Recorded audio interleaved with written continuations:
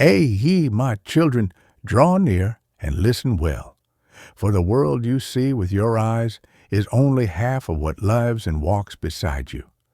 In the land of old trees and red earth, where the drums speak and the wind remembers, there was a town called Komana, a place caught between the footsteps of the living and the whispers of the unseen.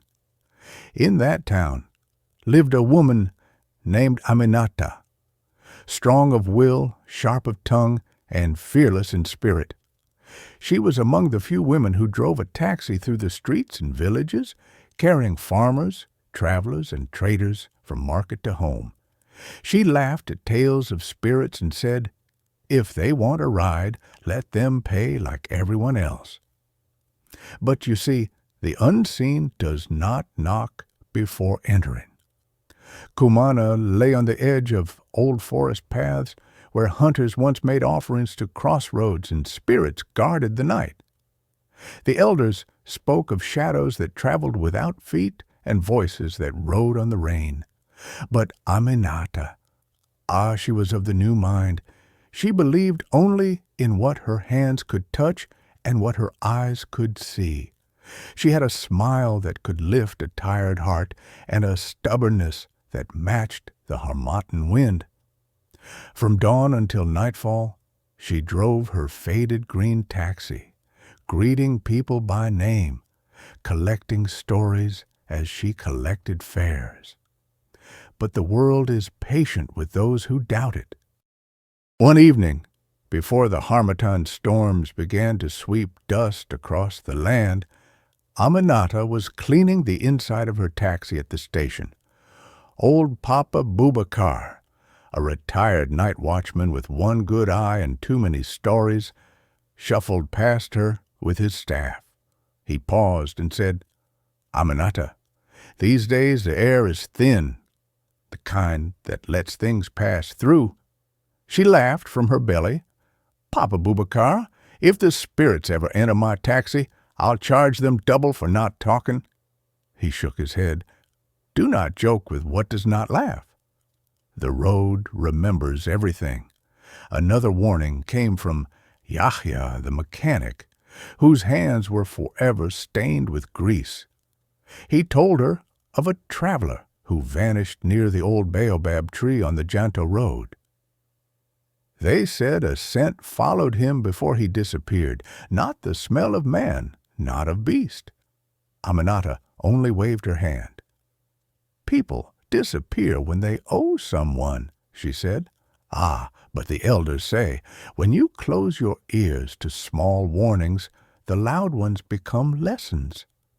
Even her grandmother Mabalia, known for her sharp mind and quiet power, spoke to her a few days before the night of the encounter. She said, "Aminata, respect the hour when the world turns." Between sunset and nightfall, the spirits search for what belongs to them. But Aminata only smiled and kissed her grandmother's forehead. "Mama, your stories could feed a fire for 100 nights." Little did she know, one of those stories was walking toward her. That evening, the sky was heavy with clouds, and the sun sank like a tired traveler behind the millet fields. Aminata was finishing a long day. She had taken her last passenger to the far end of town and returned to the taxi rank, tired but content. The other drivers were packing up. A few women selling fried plantain were gathering their baskets. The air smelled of charcoal smoke, wet dust, and the coming rain. Then, like a whisper before thunder, a strange scent brushed her nose. She paused. It was faint, but unsettling, like old earth disturbed after many years. Not the smell of rot or animal, but something aged, something that did not belong to the present. She wrinkled her nose and muttered, "Maybe a dead rat somewhere under the seat." She ignored it, climbed back into the driver's seat, and turned the key. The taxi coughed, then started. A light rain began to fall, tapping gently on the roof like fingers seeking entry. Thunder grumbled far away like a lion waking from sleep. Aminata decided to do one last slow drive through the main road before heading home. Sometimes you catch a late traveler heading to the bush villages, and those fares were good for the pocket. As she drove past the closed marketplace and the silent bus stop, the street lights flickered one by one like candles struggling to stay alive. And then the scent returned, stronger now, clinging to the air inside the car. She scowled and said to herself, "Tomorrow I will wash this taxi with soap and hot water." If only soap could wash away what was already seated beside her fate. Near the old mango tree at the bend, her headlights caught a figure standing by the roadside. No movement, no signal, just standing, tall and still. The rain fell harder, but the figure did not flinch. Aminata slowed down and lowered the window slightly. "Where are you going?" she called out. No answer. She almost drove on, but something, curiosity, perhaps pride, made her stop the car a few feet ahead. The back door opened without a sound. The figure entered quietly and closed the door with a gentleness that did not match the storm outside. Aminata did not turn around. She kept her eyes on the road ahead. The only thing she saw in the rearview mirror were hands resting on dark cloth. Not skin she could describe, not clothes she could place in time. She cleared her throat. "Where are you headed?" Silence. She checked the mirror again. The shape was there, but the head seemed bowed or hidden in the shadows. She tried once more. "If you don't speak, I'll drop you at the main junction." Still nothing. She muttered under her breath, "Strange people always come when rain falls." She put the car in gear and began to drive. And with that first turn of the wheel, the unseen world opened its door a little wider. The rain was now sweeping across the windshield in heavy sheets, and the wipers moved like tired dancers. The road ahead shimmered with reflections of broken streetlights. Aminata felt the air grow cold inside the car, the kind of cold that does not come from weather, but from presence. She adjusted the mirror and realized something unsettling. The figure's body could be seen in the seat, but the mirror, in its reflection, showed nothing where the head should have been. She blinked, wiped the mirror with the back of her hand. Still the same. Her heartbeat quickened, but pride kept her mouth shut. She focused on the road. Then the scent returned, heavy now, old as forgotten graves. It filled her lungs and pressed against her skin. She lowered the window slightly for air, but the wind outside carried no such smell. She glanced again at the mirror. This time the seat behind her looked empty. But she had heard the door. She had seen the figure enter. Her palms felt damp on the steering wheel. The rain outside roared louder, like drummers' warning of something unseen. Then, without opening its mouth, the passenger breathed. Not like a human, not like an animal, but like wind escaping a hollow tree. Aminata's fingers trembled, and that, my children, is where the boundary between worlds began to fade. Aminata's heart thudded like a talking drum in her chest, but she kept her eyes on the wet road ahead. The rain had swallowed the world outside. Only the headlights cut through the darkness, trembling over the path like frightened fireflies. She cleared her throat and tried to steady her voice. "Listen, if you don't speak, I'll drop you at the next junction and go my way." Silence. but not empty silence, silence that feels like listening. Her grandmother's warnings came back uninvited. Between the last light of day and the full breath of night, the spirits walk without footprints. Greet them with respect, even if you do not see them. Aminata swallowed hard. She checked the mirror again. The seat was filled, and yet the reflection did not agree. Something shifted behind her, not movement of flesh, but of presence. And then, from the far back of the car, though there was only one row of seats, came a soft creak, as though someone ancient had leaned forward. Her breath turned shallow.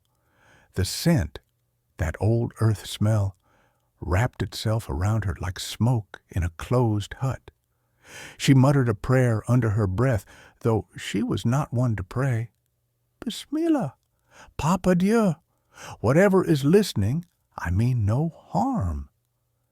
The lights ahead flickered and went out entirely as the power in the town failed. Now only darkness, rain, and the drumbeat of her pulse remained. The first word came without a mouth. It slipped between her thoughts like cold fingers. Driver. Aminata nearly lost control of the steering wheel. Her voice cracked. Yes, I hear you. The voice did not echo in the car. It echoed in her bones. You passed the old road without greeting. Aminata's mind raced back. Just before reaching the mango bend, she had driven past the ancient crossroad where offerings were once poured.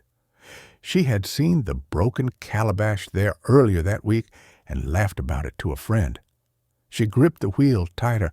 I did not know someone was there to greet. The voice came again, quiet as a snake in dry grass.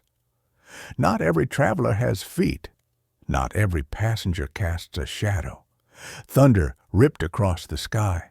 The car headlights flickered as if something unseen had brushed across them.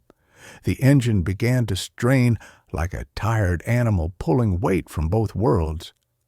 Then the voice spoke again, slower, heavier, like soil being turned. You drive the living. Tonight you carried one who is not counted among them. Aminata's lips trembled. If I offended you, forgive me. Just tell me where to take you, and I will carry you there. For the first time, there was a sound, not a breath, not a word, but the groan of old wood, the whisper of cloth that remembered a different century. And then, take me to the tree that remembers my name. Without knowing how her hands obeyed, Aminata turned the wheel and followed a road she had not planned to take. The rain softened, as though the storm itself was afraid to speak over the moment.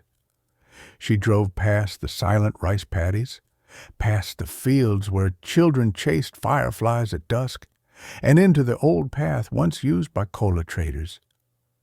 There, standing tall and alone against the night, was the baobab, thick with age, its roots like the arms of an elder embracing the earth. Aminata stopped the car. She did not turn around. The back door opened without a push. She did not hear footsteps, but the air grew warm, then cold, then still. The odor vanished as if it had never been. For a long moment, nothing moved.